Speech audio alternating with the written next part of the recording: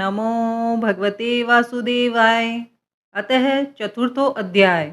उद्धव जी से विदा होकर विदुर जी का मैत्रेय ऋषि के पास जाना। उद्धव जी ने कहा, फिर ब्राह्मणों की आज्ञा पाकर यादवों ने भोजन किया और वारुणी मदिरा पी। उससे उनका ज्ञान नष्ट हो गया और वे दुर्वचनों से एक दूसरे के हृदय को चोट पहुंचाने लगे। मदिरा के नशे से उनकी बुद्धि बिगड़ गई और जैसे आपस की रगड़ से बांसों में आग लग जाती है, उसी प्रकार सूर्यास्त होते होते उनमें मारकाट होने लगी। भगवान अपनी माया की उस विचित्र गति को देखकर सरस्वती के जल से आचमन करके एक वृक्ष के नीचे बैठ गए। इससे पहले ही शरणागतों का दुख दूर करने वाले भगवान श्री कृष्ण ने अपने कुल का संहार करने की इच्छा होने पर मुझसे कह दिया था कि तुम बद्रिका आश्रम चले जाओ। विदुर जी, इससे यद्यपि मैं उनका आशय समझ गया था, तो भी स्वामी के चरणों का वियोग न सह सकने के कारण मैं उनके पीछे पीछे प्रभास क्षेत्र में पहुंच गया। वहां मैंने देखा कि जो सबके आश्रय हैं, किंतु जिनका कोई और आश्रय नहीं है, वे प्रियतम प्रभु शोभायमान श्याम सुंदर सरस्वती के तट पर अकेले ही बैठे हैं। दिव्य विशुद्ध सत्वमय अत्यंत सुंदर श्याम शरीर है। शांति से भरी रत्नारी आंखें हैं। उनकी चार भुजाएं और रेशमी पीतांबर देखकर मैंने उनको दूर से ही पहचान लिया। वे एक पीपल के छोटे से वृक्ष का सहारा लिए हुए बाईं जांग पर दायां चरण कमल रखे बैठे थे। भोजन पान का त्याग कर देने पर भी वे आनंद से प्रफुल्लित हो रहे थे। इसी समय व्यास जी के प्रिय मित्र परम भागवत सिद्ध मैत्रेय जी लोकों में स्वच्छंद विचरते हुए वहां आ पहुँचे। मैत्रेय मुनि भगवान के अनुरागी भक्त हैं। आनंद और भक्ति भाव से उनकी गर्दन झुक रही थी। उनके सामने ही श्री हरि ने प्रेम और मुस्कान युक्त चितवन से मुझे आनंदित करते हुए कहा। श्री भगवान कहने लगे, मैं तुम्हारी आंतरिक अभिलाषा जानता हूँ, इसीलिए मैं तुम्हें वह साधन देता हूँ जो दूसरों के लिए अत्यंत दुर्लभ है। उद्धव, तुम पूर्व जन्म में वसु थे। विश्व की रचना करने वाले प्रजापतियों और वसुओं के यज्ञ में मुझे पाने की इच्छा से ही तुमने मेरी आराधना की थी। साधु स्वभाव उद्धव, संसार में तुम्हारा यह अंतिम जन्म है, क्योंकि इसमें तुमने मेरा अनुग्रह प्राप्त कर लिया है। अब मैं मृत्युलोक को छोड़कर अपने धाम में जाना चाहता हूँ। इस समय यहाँ एकांत में तुमने अपनी अनन्य भक्ति के कारण ही मेरा दर्शन पाया है। ये बड़े सौभाग्य की बात है। पूर्व काल के आरंभ में मैंने अपने नाभि कमल पर बैठे हुए ब्रह्मा को अपनी महिमा के प्रकट करने वाले जिस श्रेष्ठ ज्ञान का उपदेश किया था और जिसे विवेकी लोग भागवत कहते हैं, वही मैं तुम्हें देता हूँ। विदुर जी, मुझ पर तो प्रतिक्षण उन परम पुरुष की कृपा बरसा करती थी। इस समय उनके इस प्रकार आदरपूर्वक कहने से स्नेहवश मुझे रोमांच हो आया। मेरी वाणी गदगद हो गई और नेत्रों से आंसुओं की धारा बहने लगी। उस समय मैंने हाथ जोड़कर उनसे कहा, स्वामिन, आपके चरण कमलों की सेवा करने वाले पुरुषों को इस संसार में अर्थ, धर्म, काम और मोक्ष, इन चारों में से कोई भी पदार्थ दुर्लभ नहीं है। तथापि मुझे उनमें से किसी की इच्छा नहीं है। मैं तो केवल आपके चरण कमलों की सेवा के लिए ही लालायित रहता हूँ।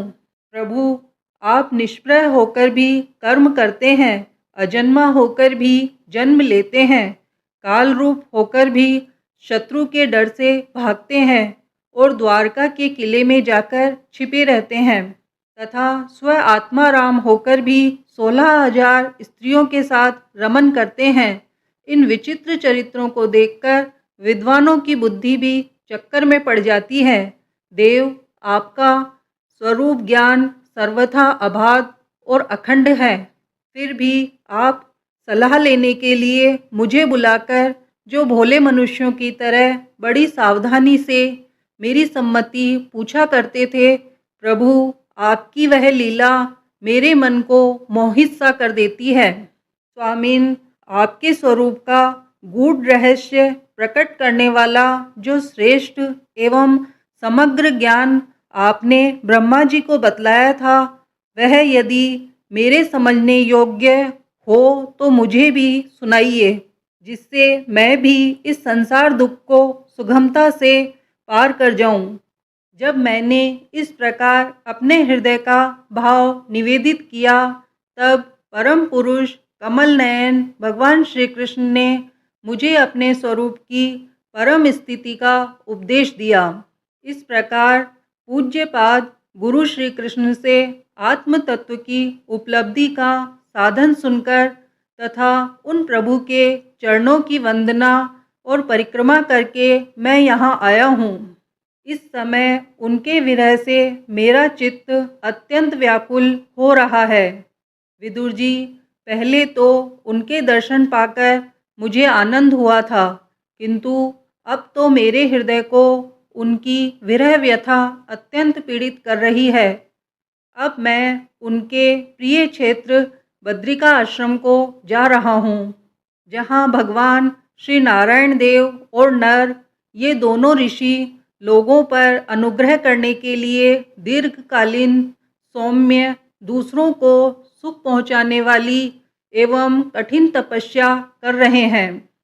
श्री सुखदेव जी कहते हैं, इस प्रकार उद्धव जी के मुख से अपने प्रिय बंधुओं के विनाश का ऐसा समाचार सुनकर परम ज्ञानी विदुर जी को जो शोक उत्पन्न हुआ, उसे उन्होंने ज्ञान द्वारा शांत कर दिया। जब भगवान श्री कृष्ण के परिकारों में प्रधान महाभागवत उद्धव जी बद्रिका आश्रम की ओर जाने लगे, तब पुरुष श्रेष्ठ विदुर जी ने श्रद्धापूर्वक उनसे पूछा। विदुर जी ने कहा, उद्धव जी, योगेश्वर भगवान श्री कृष्ण ने अपने स्वरूप के गूढ़ रहस्य को प्रकट करने वाला जो परम ज्ञान आपसे कहा था, वह आप हमें भी सुनाइए, क्योंकि भगवान के सेवक तो अपने सेवकों का कार्य सिद्ध करने के लिए ही विचरा करते हैं। उद्धव जी ने कहा, उस तत्व ज्ञान के लिए आपको मुनिवर मैत्रेय जी की सेवा करनी चाहिए। इस मृत्यु लोक को छोड़ते समय मेरे सामने स्वयं भगवान ने ही आपको उपदेश करने के लिए उन्हें आज्ञा दी थी। श्री सुखदेव जी कहते हैं, इस प्रकार विदुर जी के साथ विश्वमूर्ति भगवान श्री कृष्ण के गुणों की चर्चा होने से उस कथा अमृत के द्वारा उद्धव जी का वियोग जनित महान ताप शांत हो गया। यमुना जी के तीर पर उनकी वह रात्रि एक क्षण के समान बीत गई। फिर प्रातःकाल होते ही वह वहां से चल दिए।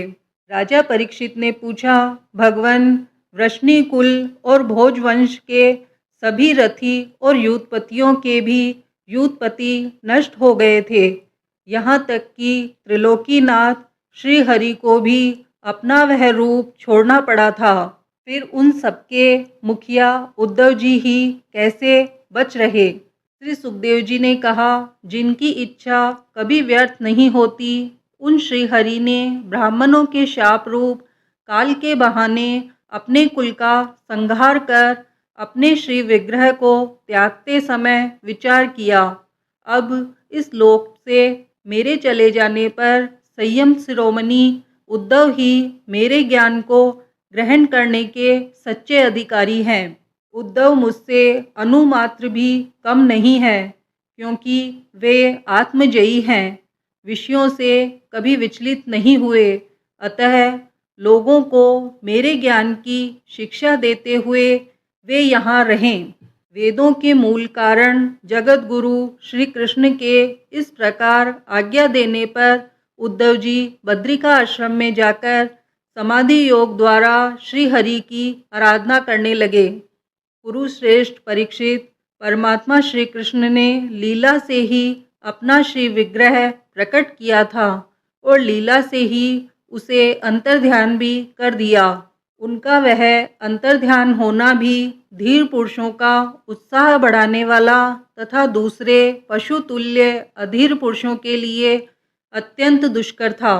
परम भागवत उद्धव जी के मुख से उनके प्रशंसनीय कर्म और इस प्रकार अंतर्ध्यान होने का समाचार पाकर तथा यह जानकर कि भगवान ने परम धाम जाते समय मुझे भी स्मरण किया था, विदुर जी उद्धव जी के चले जाने पर प्रेम से विहल होकर रोने लगे। इसके पश्चात सिद्ध शिरोमणि विदुर जी यमुना तट से चलकर कुछ दिनों में गंगा जी के किनारे जा पहुँचे, जहाँ श्री मैत्रेय जी रहते थे। इति श्रीमद्भागवते महापुराणे परमहंस्या संहिताया तृतीय स्कंदे विदुर उद्धव संवादे चतुर्थो अध्याय।